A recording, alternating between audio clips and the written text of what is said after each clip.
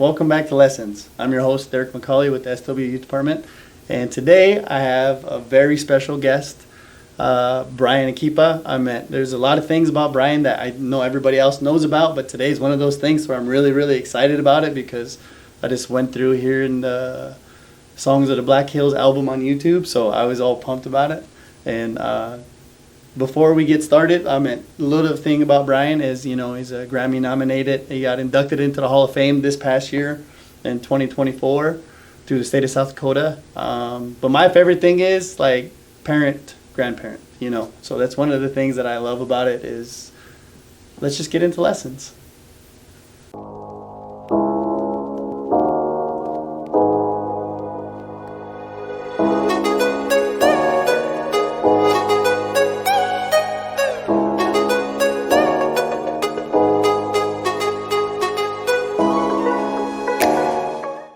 Welcome again. So, our guest today is Bryan Akipa, and I have a bunch of questions for him, but I want him to tell you a little bit about himself, because coming from the first person is probably the best. So Bryan, if you get a chance, tell us just a little bit about yourself. Bryan Akipa, I live right over here at Crawfordville. And I think I'm 67 years old. And I have 3 children, and I got, let's see how many grandchildren. 4 grandchildren and 1 more on the way. So I'll have two grandsons and 3 granddaughters.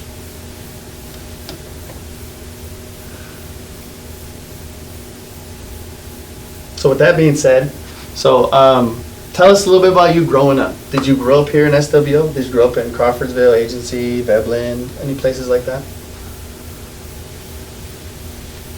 I don't remember, but when I was really little, my dad took us on relocation, and we went to California. And I was just a baby. And he worked there, and my mother, and myself, and my dad. But then we came back. So, how long were you out there for? I don't even know how long. Probably like a year or something. I'm not sure. I just remember pictures and then them telling me about it. Yeah, my grandmother, Henrietta Hopper, she was relocated out there too. Henrietta Gale, she was relocated out there too and spent a good time out there. And then met my grandpa, and then they moved back to Enemy Swim Lake in the late 80s, I think it was. Or no, late 70s. Mm-hmm. So relocation was a big thing back in the day, it was one of those things where it's just, to me, it's awesome when you find tribal members that come back home, it's always kind of one of those powerful things. So growing up, I would say, what is one of those lessons your parents taught you?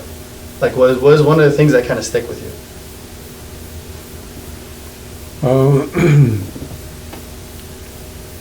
Well, I always remember my dad. He's a really hard worker. So he always would say, finish everything you start. And just by him showing his example of all the work he did, that was how I learned that. And he kind of grew up way out in the country. So he was kind of the oldest boy, so he had a lot of responsibility in keeping everything going. And my mother, I remember her always telling me that as far as a career or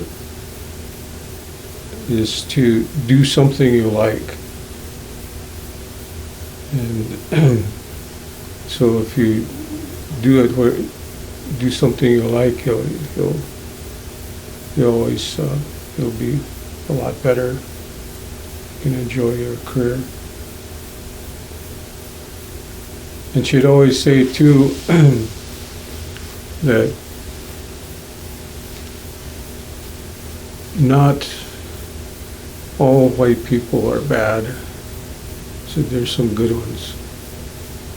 So you have to be able to tell the difference between the good ones and bad ones. And what I remember about that,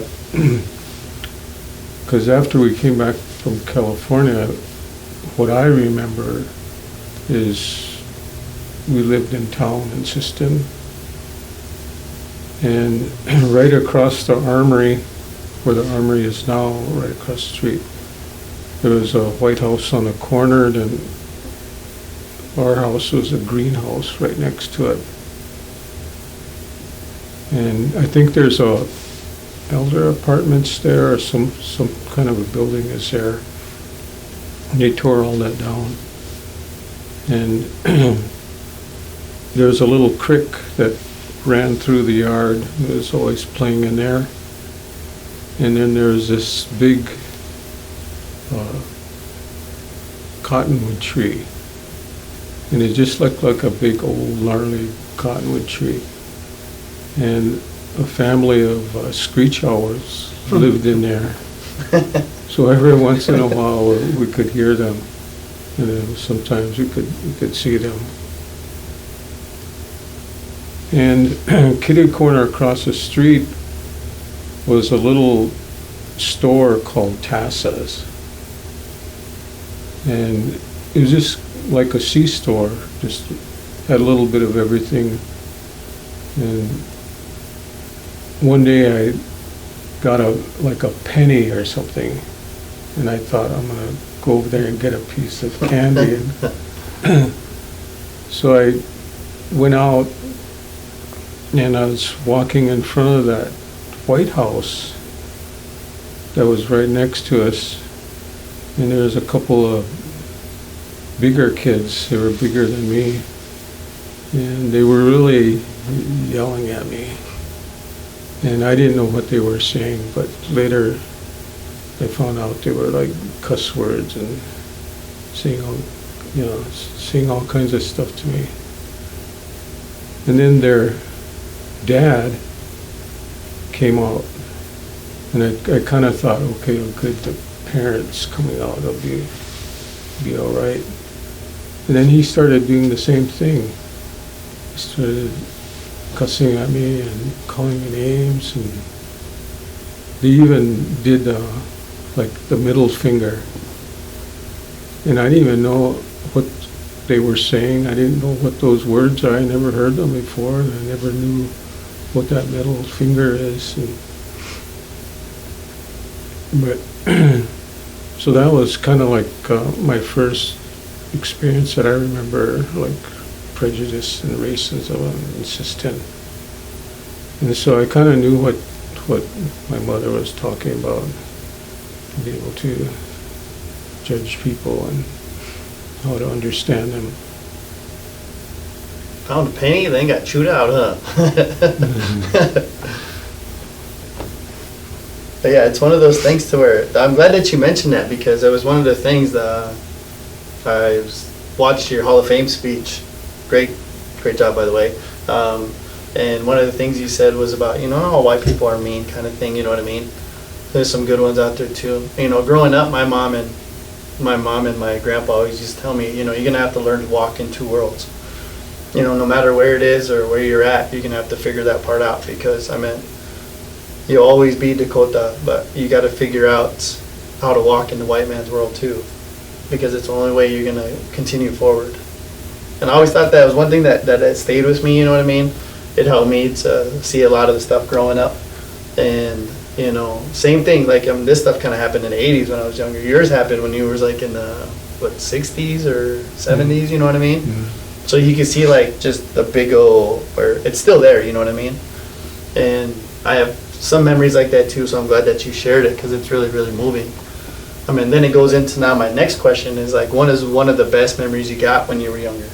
Like, what is some of the things that, you know, you have that fond memory? Now, when I say fond memory, I'm like thinking about like, you remember the smell, you know, the time of day it was, how the sun hit on you, where it's like, you know, butterflies for days kind of stuff, you know? Do you have one of those kind of childhood memories? Well, I think mostly I remember my aunts and uncles and cousins. It is always, I think, because I was the oldest grandson on my mother's side, grandchild. Well, I had an older cousin, but they lived clear out in Montana, so we never seen them. So I was the oldest cousin out of everybody. I was the oldest in our family, all the brothers and sisters. And so I think I got a lot of attention from my aunts and uncles. And it seemed like I was always really joking and fun and laughing when we were coming around. And then my dad would take me out to my grandmother's place out in the country where he grew up, and that's by Maya. So it was kind of way out there. And so I spent a lot of weekends there. And as I got older, I would stay out there all summer long. And my older cousins, two of them were there, but they were kind of way older than me. But it seemed like we just played outside all day long. There's always there's so many interesting and good memories that I learned how to milk cows. Oh, yeah. And my grandmother had at least 4 milk cows. And so my older cousin, they did all the chores, and I was kind of little, but I'd have to tag along and then help out. And we used to just put the milk in the bucket and squeeze and fill it up, and the cats would come around and just kind of spray them. Spray each other, kind of. And my cousins would be real fast and fill up the bucket right away, and then we'd take them in, and my grandmother had a cream separator. And she'd start working on it when we'd go outside the milk cows, and she'd put it all together, these little discs, and there's all this thing, and then we'd pour the milk in the top, and then crank the handle, and it'll spin around, and cream would come out one, and milk would come out the other. And we collected those in cans. And she'd either take them to Veblen to sell, or sometimes to this super value in town here. And so at least we came to town once a week or every once in a while. And she'd trade, kind of like bartering for groceries, because when you think about it, there's no one had any paychecks or anything. We're just way out there.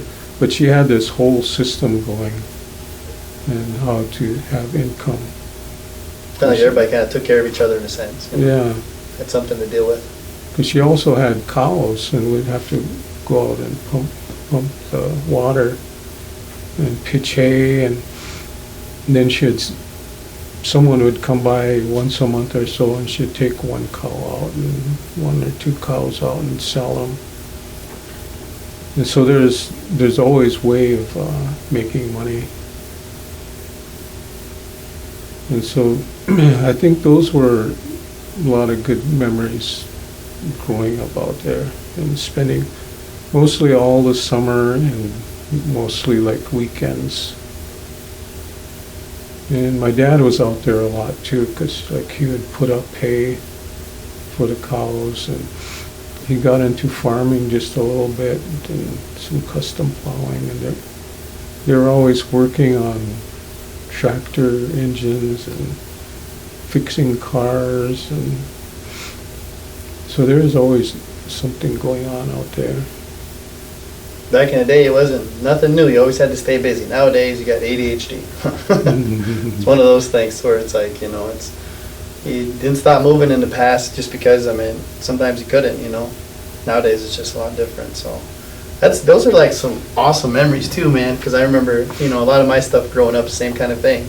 Like you didn't know what was important because it was always there, you know what I mean? There was nothing different about it. It's just, you knew what you had to do, and then that was it. There was nothing else. So the imagination comes in. So then now that leads me into the next question that I got for you, as far as, you know, what was the big decision behind going to USD? Like, for USD? Yeah. So for college, from a high school standpoint, so what took you from like wanting to just kind of go to school there? My aunt Blossom, she had a program there. She was the head of the Dakota language, the Ella Deloya project. And so she ended up bringing kind of a lot of us down there. Oh, really? To Vermilion. And my mother started college there, was one of the things. So education's key then, right? I mean, Yeah. it's been really important in your family, which is great, man. And even my grandmother, she had come down there as like a consultant for Dakota language. And even my uncle, and so then my mother's sister came there. So that's where I was for my senior year. And my aunt introduced me to Oscar Howell. And I had already went to 11th grade at Institute of American Indian Arts. I spent a year at the high school down there. And so I already was really involved in painting, because they get you started right away. And it's not like from books or anything or lectures. They just give you the materials, yeah. And they just show you the basics how to. And it was oil painting too, so I was 11th grade and already doing oil paintings. And so it just came natural to you then, huh? yeah, so when I met Oscar Howell, it was really, really awesome for me, and that's what I wanted to do. I wanted to study under Oscar Howell. Yeah, a lot of his paintings are just amazing, man. And I remember my grandpa Kenny used to always talk about them. You know, he used to talk about just from the point to how straight they were. Me and Tom were discussing that earlier too. On a lot of them, it's just way before its time, you know what I mean? And it was kind of like opening up that avenue for native artists to kind of blossom, you know?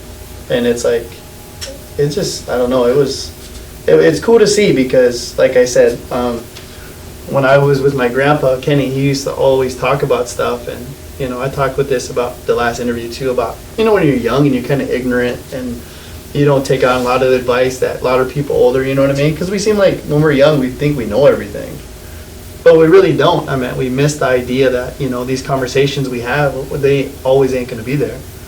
So now that I sit there and, you know, go through my memory and think about my grandpa and how he has, like, you know, the impact that was on him for, you know, being creative and all that kind of stuff. Now it's like, I'm glad that we can have these kind of conversations where it's like I could vividly like tell you, like, we could sit down and he was like showing me Oscar's work and stuff. And I thought it was so cool because it was like, really, Native did that, you know what I mean? Because it's like, it wasn't like mainstream, you know what I mean? Like, we don't get to be on TV all the time kind of stuff. But when somebody does something, we should applaud it. So, and for you, it's like, you know, you being right there and he was just like a mentor to you, you know? I mean, that's cool. And I was going to give you crap about USD because I'm an SDSU graduate, but we're not going to do that today. We'll do it a different time.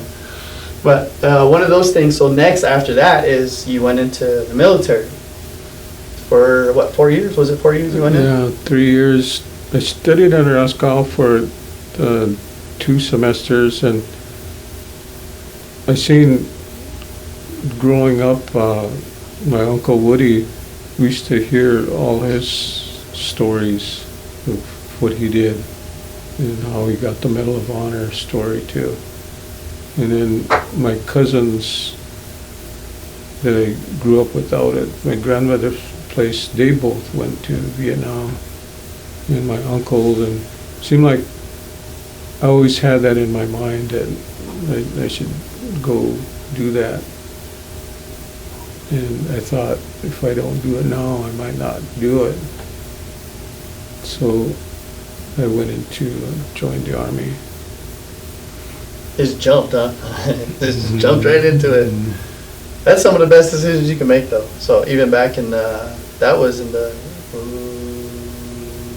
70s, late 70s? Yeah, late 70s. But every summer I'd take leave, I'd come back and I would always visit with Oscar Howe.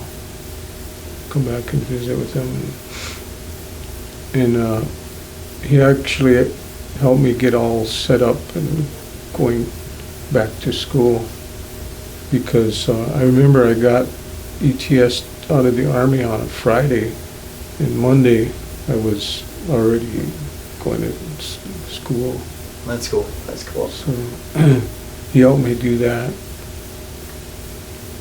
And that's some of the things we talk about too with our youth on the reservation, you know? I mean, it's always, like I said, if I wasn't as ignorant when I was a lot younger, I think my grandpa and a lot of people that were inspirational would have helped me out a lot farther, you know? But I didn't. I just, kind of took it for what it was, and then thought, all right, well, if I'm going to go 100 miles per hour, you got to keep up kind of thing, when I shouldn't have did that. So you took the opportunities and you made the best of them, and that's, something that, I applaud you, and everybody needs to know. It's not about how fast you go, you know what I mean? Sometimes it's about, taking your time and being like, well, I got time for this, or I got time for that nowadays.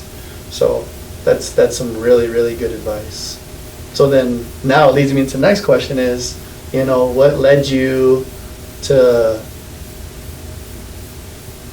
the flute? One day I was in Oscar Howe's studio, and he just called me back to his desk, because he had a workstation where easel and he did his painting, but he also had a desk where he kept track of all his records and stuff. And so he called me back to his desk, and we were just talking, and there was a mallard head, bird head flute sitting on his desk. And I never seen anything like that. I didn't know what it was. And so I got so curious, I just asked him if I could draw it. So he said, yeah.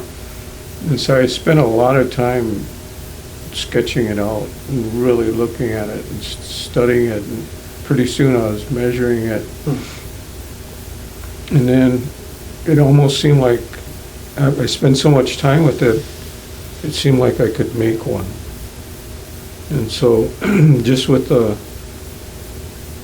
pocket knife and some boards, I made a flute. Like a Swiss Army knife, kind of? Just a regular, maybe it wasn't even a pocket knife, maybe it was just like those little kitchen knives you used to have, like a wooden handle with kind of like black metal or something. Wow. So did he play the flute? Did Oscar play the flute, or he just have it on that day? He kept old things in his studio. Old trading ways, huh? Yeah. I bartered with it.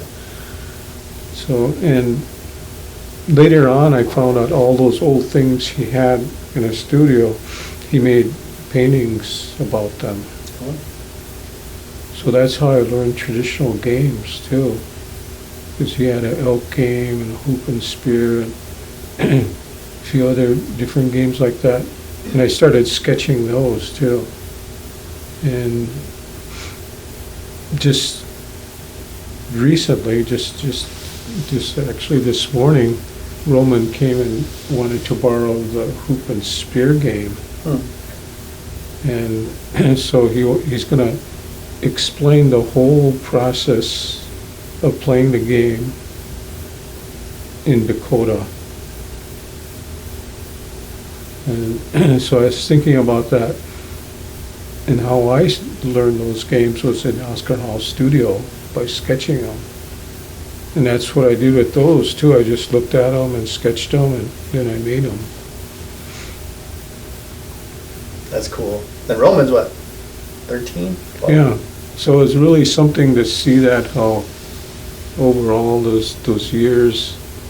Because then I remember my son Will and I, we did a week-long kind of workshop at TC and playing those games every day, all day with all the, mostly just the boys, and that was fun. And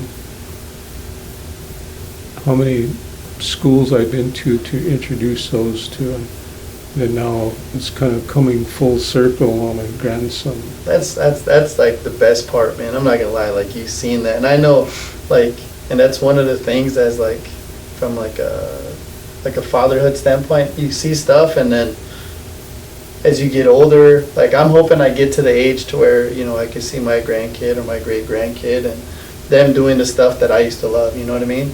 And that's just, it's one of the blessings of life. And, you know, I'm happy for you, because I meant for a kid that young to do something that, you know, you used to do all the time, it's like, I don't know, it's almost like influential, you know? Like it's like you can't make that kind of stuff up, and these are the kind of stories that we need to hear, you know?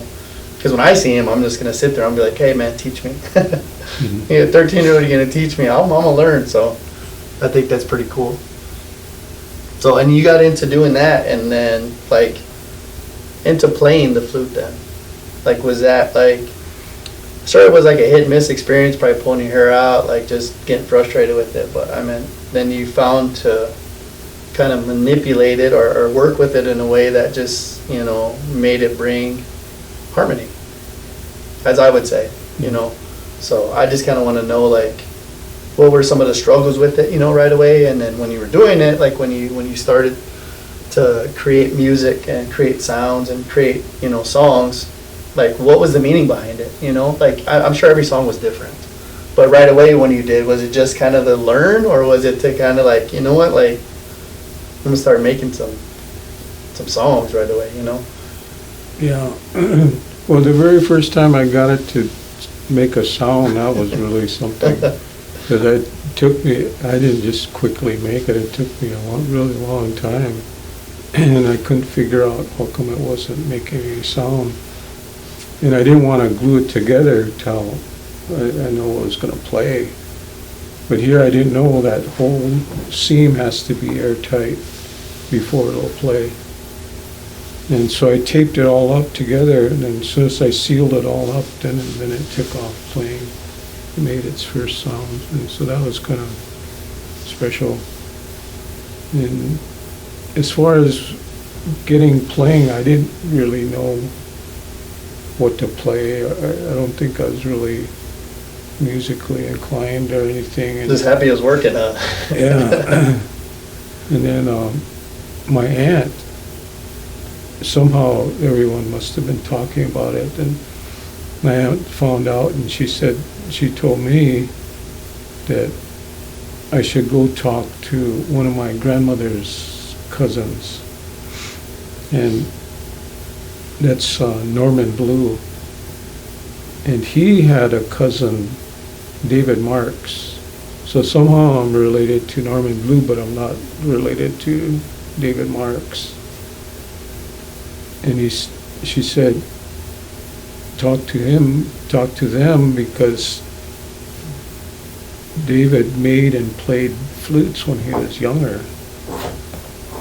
So that was kind of scary for me, but because I didn't know what to think, or what.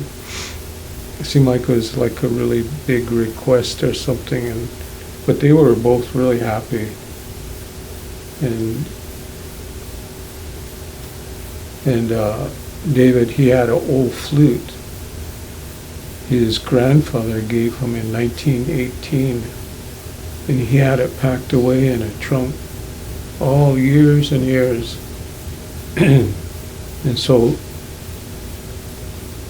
he went and got it out. And that's where how all my oral history and the first songs that I learned how to play came from them, talking with them. So since then, the flute for me has always been a cultural journey. It's always related to oral history and learning the songs. And I even had them come into my classroom, and I think I still have that video. I took a video of it, just like we're doing now. And Norman Blue and David Marks and Danny Seaboard, they were all there. And Is he jamming out? Was he Yeah. just jamming out? Yeah. That's cool.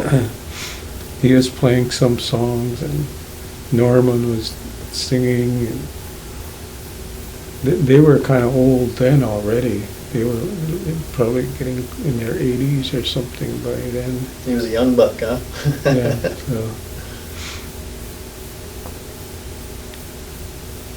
So yeah, that was the beginning how I learned to play. So it was always kind of my goal to make traditional songs sound really good so people will like them. And I think it's still that way. I'm still interested in doing that, and still planning on working on more songs. And I know my friend Kevin Locke, we used to talk a lot about the flute. We had so much in common that we spent a lot of time talking. And we noticed that the traditional flutes, the way you make them, they match the singing. So the flute songs are songs that you could sing, and they tell a story, and you take that melody of that song and put it on the flute. And there's different techniques you use. And one of them is imitating a bird. And they said this is kind of brings the song to life. When you add that, put that imitation in there wherever it fits. You ever do the screeching owl? A hoot owl I did, and a coyote. So you remember one of like the first songs you've ever played or you developed? You know, like what was the name of it, the meaning behind it kind of thing? Those would, the songs would be from Norman Blue and David Marks. How about your first one that you made by yourself? It was kind of a while, but yeah, I started making songs eventually. And I always thought of them as traditional songs because I kind of use the same thing and same way, same approach to making the songs. On your Grammy album, I like the Buffalo Nation song on there. Like I like that part because I mean there's a portion like during like the song, there's like little hints of children playing. I don't know if they're playing by the river or if they're playing in a pond or whatever the case, but like you can hear the children's presence in it. I thought it was cool. Mm-hmm. That was like probably the most song I listened to. So that's got to be my favorite from that. So then that now leads into. So in 2008, you were nominated for a Grammy. And for those that don't know, like that's a big thing. That's a huge thing, man. Did you go down? Did you get to go to the Grammys too? Like, did you dress up kind of stuff, or would they just like send you an invitation and say, "Hey, you're nominated," kind of stuff? Yeah, I was supposed to go, but I decided not to go because it seemed like. You had to, it would have cost a lot of money kind of because you got to rent a tuxedo and get a plane ticket and a motel, and so I never went. But yeah, I'm kind of I guess once you're nominated, you're always on that list for a lifetime member of that. So take us into that. So it's Songs of the Black Hills, correct? Yeah. Is that the name of the album? Uh-huh. So you were nominated for best, best music album. And Sound of American Records, and that was run by Tom B. And he was the lead singer for Exit. And Exit was they got really popular for a while back in the 70s and 60s. And so he was already part of the music industry. He had his own studio, and I remember going in there, and he had all his different records, like I don't know if it was gold records or platinum records or something on the wall from the Exit band. And so that's how, because to get nominated, you have to go through a record company, and they have to do the nomination and send in the application and paperwork, and then all the people in the industry vote on it. And so I suppose there is some politics where, vote for mine, I'll vote for yours, and I don't know how all that works, but I got. And that category, the Native American category, Tom B. was the one that worked on it. And he said it took him about 10 years to get that category. Really? And finally it was okayed. And so I was a Grammy nominee, and also I was the same year, the same album, I was an Indie Award nominee too. And Tom B. said that's actually hard to get to do in the Grammy. And the one that won that Indie Award that year was the Lion King soundtrack. I guess, so that must have been by like an independent recording studio and musicians and singers and stuff. I think I like yours better. No, I only gave you that one. But as the kids would say, it was fire. So I think, that year was your year. You know what I mean? So that's just exciting, man. I mean, to walk in there, and I like vinyl records. I mean, but for you to walk in to do that, I mean, that just took a lot of guts. You know what I mean? That took a lot of like I said earlier, when we say just jump. I mean, you're like a little rabbit, ain't you? You just jumping at all the opportunities. You know what I mean? I think that's how you got to approach life. So, but that's really, really cool, man. Because I mean, most people don't know. Like we ain't like when we do stuff, even as natives. Like we don't try to gloat about it. It's just. But it's who we are. Like, you got to take those chances. And I think nowadays with kids, like, they got to take those chances. Because if they don't, I mean, they're going to be sitting back wondering. And, I mean, we have enough people wondering all the time. That's what I tell them. I mean, just do it. Just jump. Jump at the opportunity, because you just never know. But for something like that, I mean, like I said, man, I would have had a parade for you or something. I mean, to get nominated for a Grammy, it's like, holy crap. To me, that's so cool, though. It's really cool. So, and then that goes into, a couple of my other questions I got for you. So, it goes into, like, I'm just thinking of proud moments. So, the next thing is for the Hall of Fame. So, they give you, I don't know how long they gave you to do it, but it just seems like when you're up there, it's like deer in the headlights sometimes, you know what I mean? It's like the lights are on you and you're not used to it, and it's just like, what do you say, you know what I mean? So, is there anything from your Hall of Fame speech this last year that you think you wanted to add, you know what I mean? Because after the fact, you always think like, man, I could have said this or should have gave props to those people or whatever the case. Do you have like anything that you would like to add to it that the community might want to hear or your family might, you know what I mean? Anything more to it? Well, the only thing I could think of is I actually kind of more proud of, because I was also inducted into the University of South Dakota Hall of Fame. Oh, yep. And the reason they did that was my work with Oscar Howe.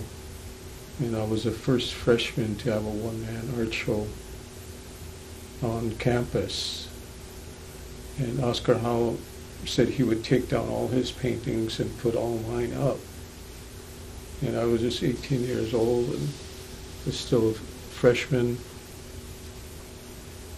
But he said I was the first freshman to have a one-man art show.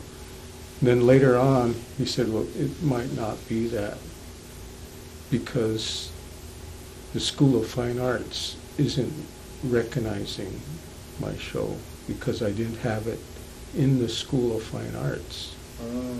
Even though his studio and classroom and everything is on campus, it wasn't in their building, so they didn't recognize it.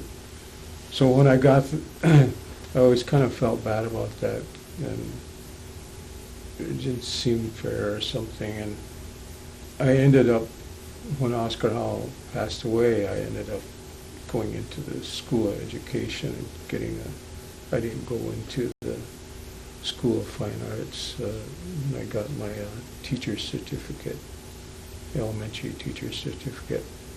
So I just kind of forgot about that fine arts.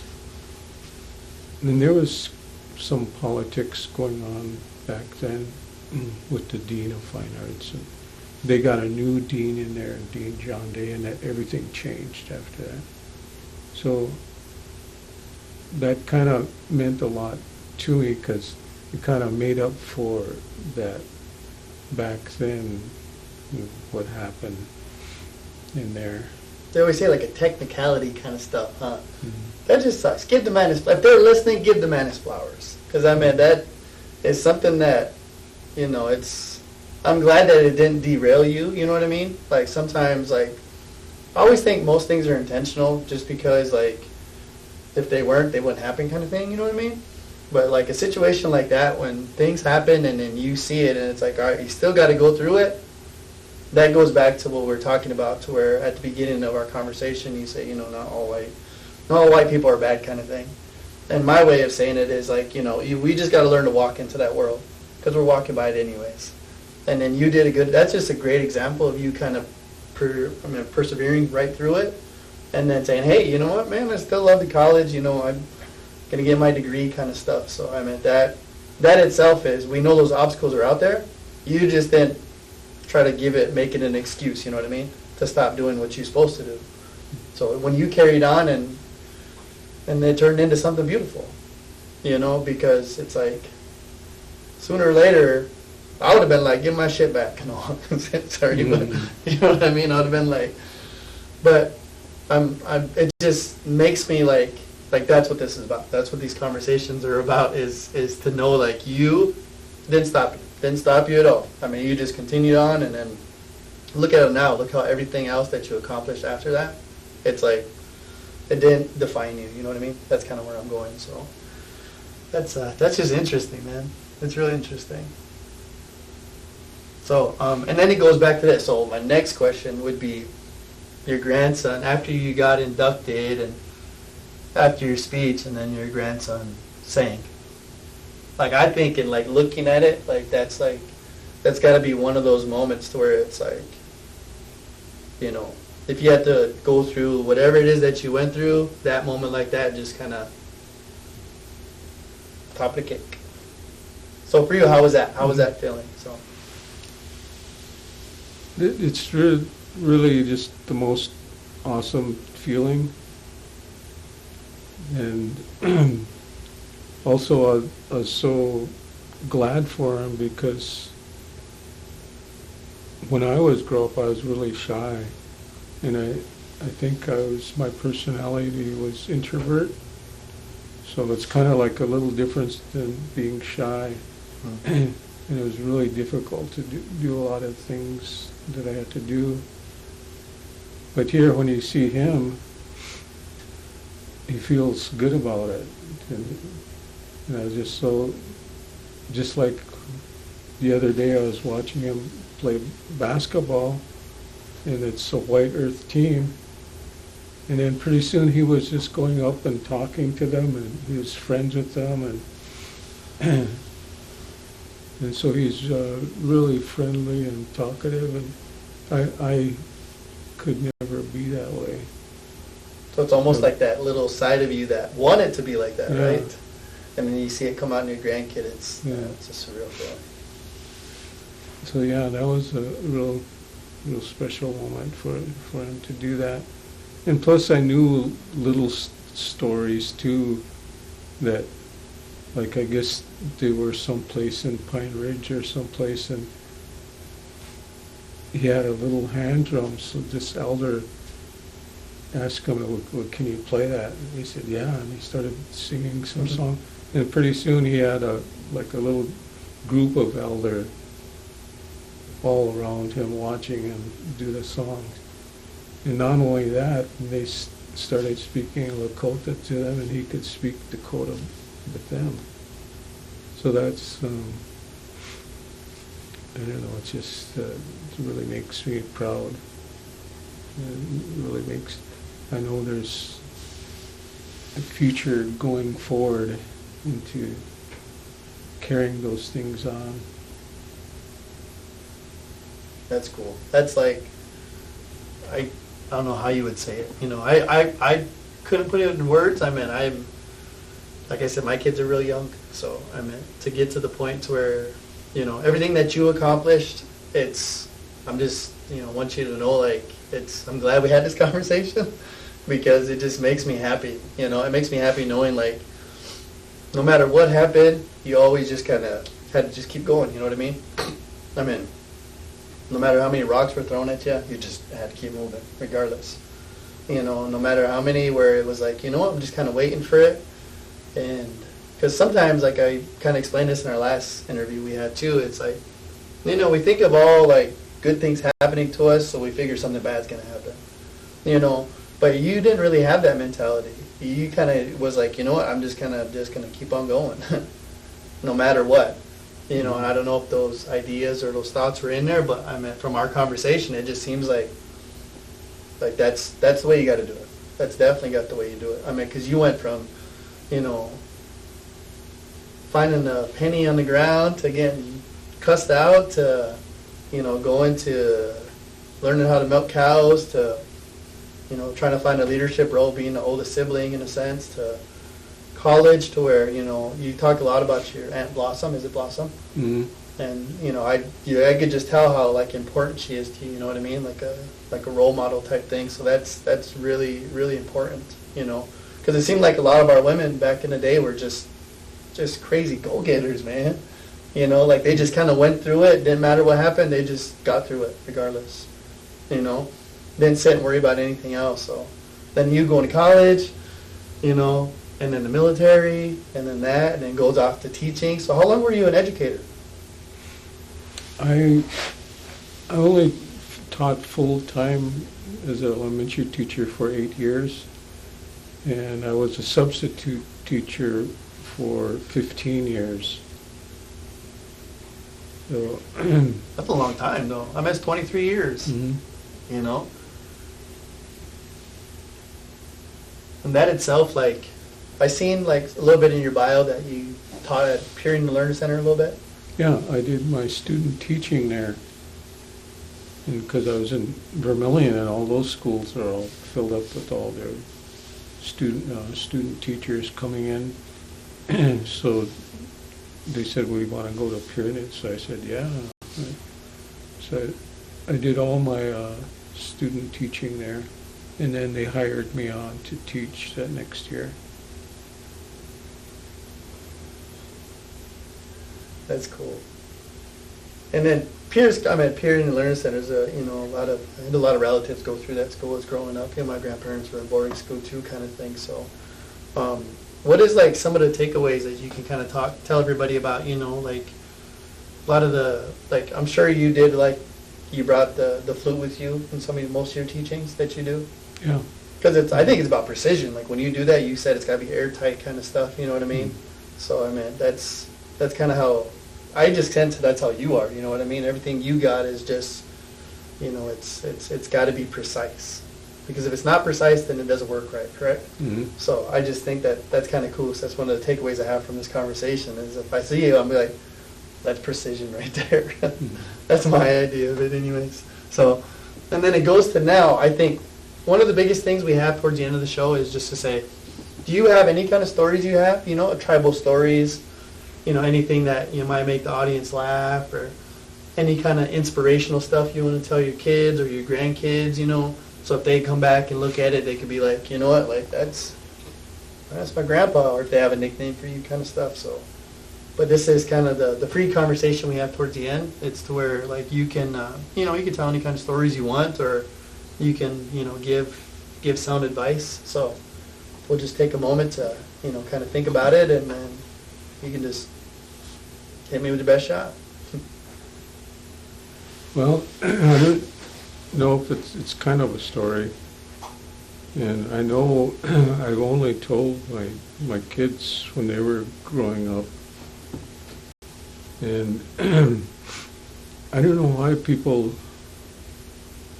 when I did try telling people, they didn't really fully believe it or something. And it's oral history,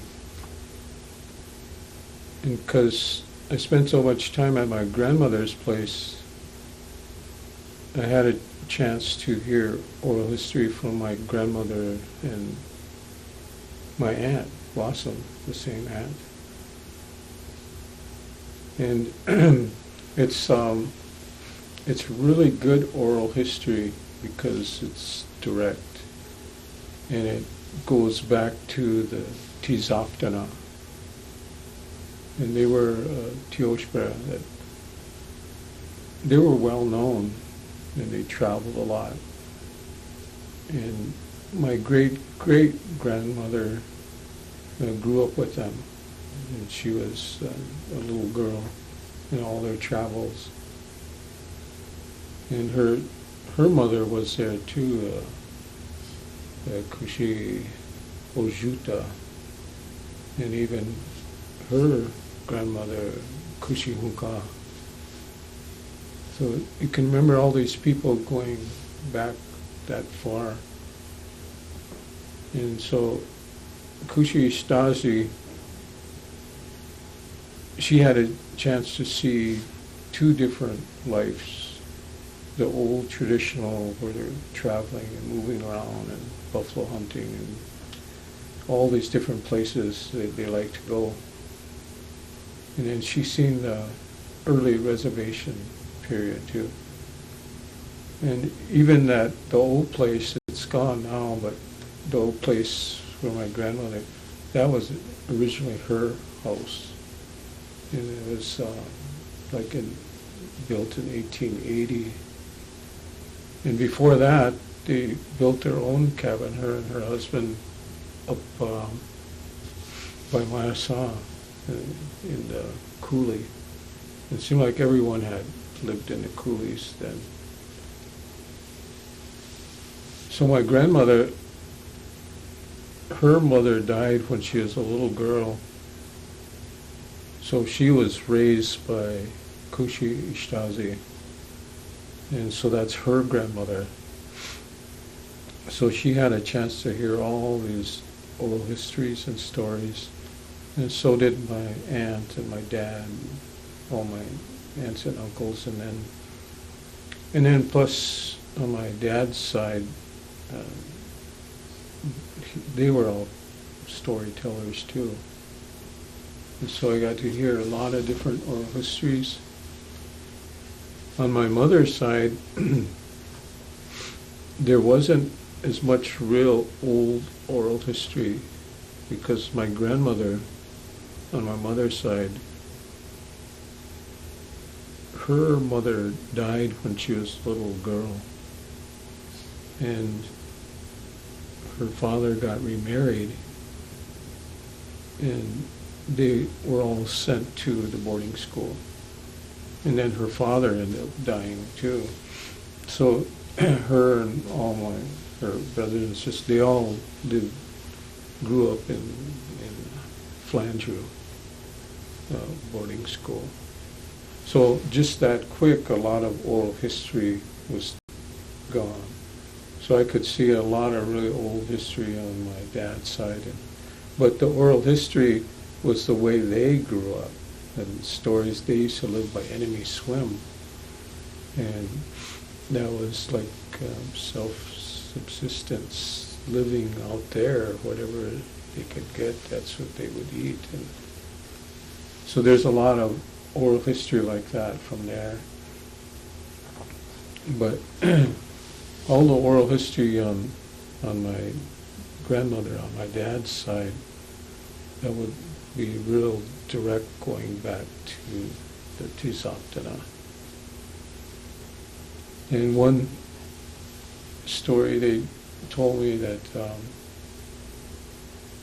and I don't know how many people heard this story, but it seemed like, I don't know, but I always thought I wanted to get this story out there, so I always made sure my children knew it. And it's what Sistine means, Sisitua. And it seemed like all these years, I always hear the story about fish scales and fish slime. And that's where the name comes from.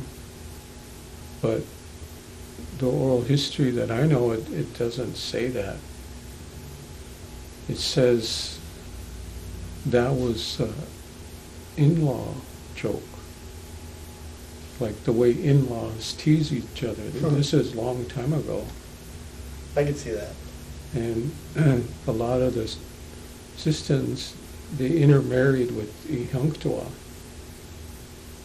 And even in their old camps on Lake Traverse,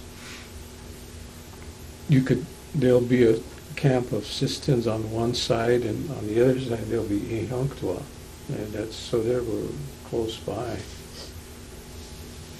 And even during the 1862 uprising, a lot of them were up buffalo hunting in North Dakota with standing buffalo and Ihanktua.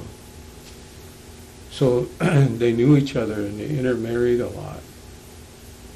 And so that was an in-law joke from them to the Sistines. And how that became the most popular story, I'm not exactly sure, because that's what everyone believes what that is. And my aunt said, what they're talking about in that in-law joke is C-C. It's a S-I-S-I-N. And that's what the fish line is, CC. But CC, that's not the same thing. It's a totally different word. And then she goes on to say that, and I think this is a kind of part that people don't really understand, and I kind of don't understand it either, but CC is really we. They're the same. So this is the language a long time ago. The language changed a lot. They said CC is really we. And she said that's spring.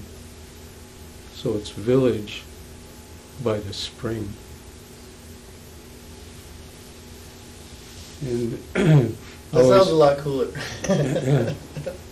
And there was even a story where the Tizapta, there was a spring someplace, and they would build a sweat lodge right on top of this spring. And then I wasn't quite sure where they meant by that spring, but it might have been the headwaters for the Mississippi up in northern Minnesota.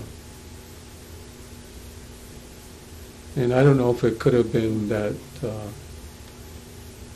spring in Minneapolis, because an old sacred spring, maybe they could have been talking about that. So I don't know the exact location where that is. And trying to explain how CC is wee wee is difficult to do, but they also have that in English, and my aunt called that a grammar term, how that even happens in English, in other languages too. And one time I was telling that to an elder, and he said, Tatanka, ta, really isn't, it's ha. Ta is really ha. And so, hatanka, that means a big hide or big skin. And so there are other words that like that. And another elder, I talked to him, and he was saying, yeah, that it could be that, but the most popular story is the fish scale story. But this could be true too, because it's the same. And also, I remember Joseph Marshall in one of his lectures, he said it's village by the marsh. That's what wee is, or CC. And also, I came across that same interpretation in 3 books. And one is an old book by Williams and Riggs, that old Dakota dictionary. And also there's a grammar book with it. And they were using a really old Dakota translations for that dictionary. So that's like the old language. And it has a similar explanation, not exactly, but similar to what I said in there. And also another book was written by Gwen Westerman, and she interviewed her husband for her book. So that's Glenn Washichina. And there's a spot in that book that says something like that too. It doesn't say it exactly like the way I told it, but it's suggesting that it's not fish scale. Means something else. And then another book, I think is it Amos One Road? He wrote a book a long time ago, maybe in the 1930s or something. And he just put it away and nothing ever happened to it. And I think Eldon Lawrence was the one that kind of got it going and got it out and ended up publishing that book. And there's one spot in there that says similar, not exactly the way I said it, but that CC is something else. It's not C-I-N, the S-I-S-I-N, or it might even be S-I-N-S-I-N, C-I. So I always thought,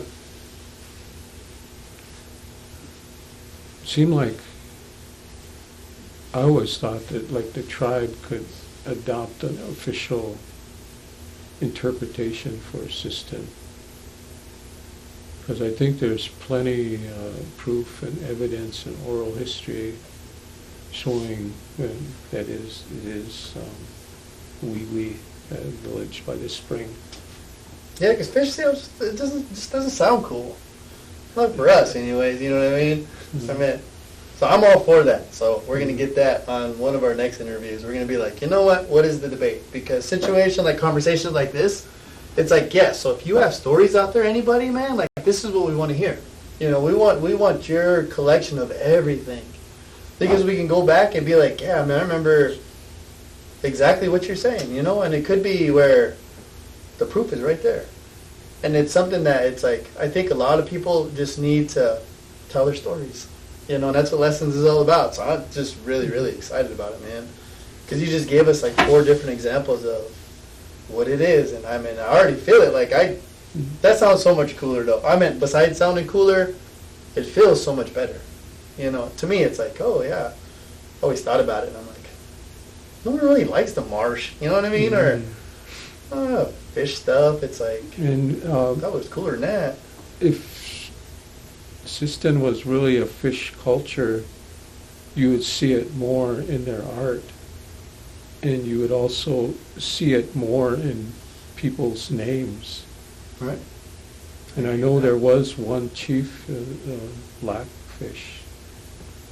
But other than that, you don't hear people's names.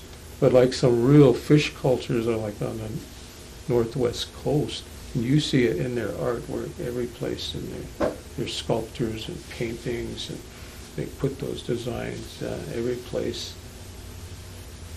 But you don't really see that. And I would even say if they had a choice of eating fish or a buffalo, they'll probably get a buffalo steak. I think that's us. I mean, you can't make drums from fish. So assuming we ate more protein than anything. Well, fish is protein too, but. And it seemed like fish was more of a winter survival. Is when they mostly ate those. Stored them for later, huh? Yeah. Well, other than that, though, you got any more stories you'd like to share with us? And we get, like I said, the day is yours, the moment's yours, so. And it's like really, really interesting to hear, like, different perspectives about stuff and, like, everything. Because, I mean, you got a lot of knowledge. And, like, I'm very intrigued, so.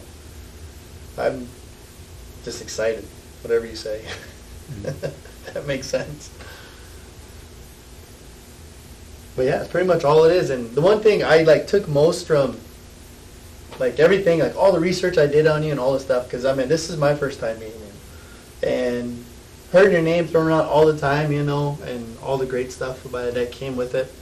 You know, one of the things, like, I always, like, just, there's always one thing about a person that always gravitates me towards them. And one of the things that I thought was really great that you didn't cover here, but you covered in your Hall of Fame speech was, you know, I'm just a boy from Sistan, you know. And I just thought that it's one of those things where it's like, you can go after anything that you want. You just got to be willing to do it. You know, no matter what obstacles are in the way and all the rest, it's like, when you said that, I just thought it was like, that's what it's about. You know what I mean? Because no one would have ever expected it. But you did, and that's all that matters. So for all the kids and parents that are listening, I meant, you right now, you could just be a little kid from agency, or you could just be a little boy from Enemy Swim or any other district, and it's like, that's not going to stop you, so just go do it. You know what I mean? Then you could look back in 50, 60 years, and you could be like, you know what, man, I lived a crazy life. Because your life, I mean, you went, like I said, from painting to flute, and then now it's like, you're just, to me, you're like one of them icons, you know what I mean? Like, I just think it's like, what you do is just so inspirational. It's like motivational. Like I said, I kind of listened to your album like almost, a week from last week too, and I'm like, but for me to like hear it, and then like I said, from like the Buffalo Nation, it's like, I don't know what gravitated towards, but my favorite one was just hearing the kids in the background. That's what like made me love it the most. So. And I'm sure everybody that's ever listened to you has a specific song and all the rest. So I think that's so cool. I really do. And before you came in, Tom was sitting there talking about a lot of stuff, and he was, like I said, all good memories and all the rest. And it's like, those we need to share, those we need to keep. So thank you again for being on our show. And yeah. Sound of America. thanks for tuning in to Lessons. Our guest, Bryan Akipa, today just gave us plenty of stuff to just talk about and all the rest. Like it's been a crazy day. You know, we could probably sit here and talk for hours, but I want to thank you guys for tuning in. And again, if you guys have anybody that would like to be on the show to share stories, you know, please just contact us.